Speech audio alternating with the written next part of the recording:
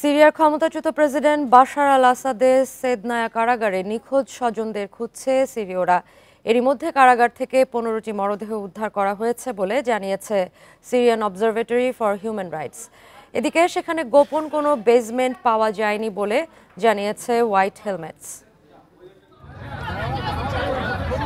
সিরিয়ার president Bashar আল আসাদ দেশ ছাড়ার পরপরই কসাইখানা নামে পরিচিত সেদনায়া কারাগার থেকে মুক্ত করা হয় কয়েক হাজার বন্দীকে।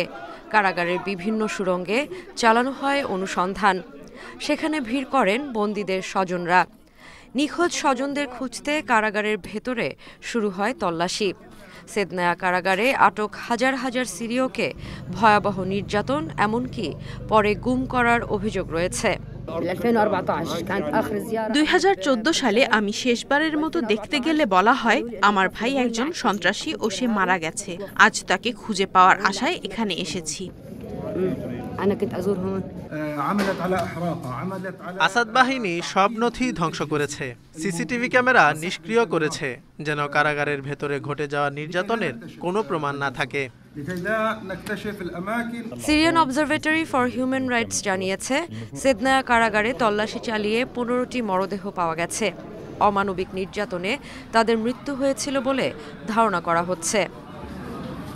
এদিকে কারাগারে গোপন বেসমেন্ট আছে এমন গুজব উঠলে সেখানে তল্লাশি করে এমন কোনো প্রমাণ পাওয়া যায়নি বলে জানিয়েছে হোয়াইট হেলমেটস।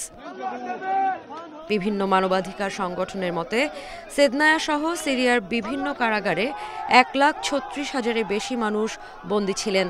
অ্যামনেস্টি ইন্টারন্যাশনাল জানায়, শুধুমাত্র সেদনায়া কারাগারেই আটক ছিলেন 20,000 মানুষ। Sadia Afrin, independent news.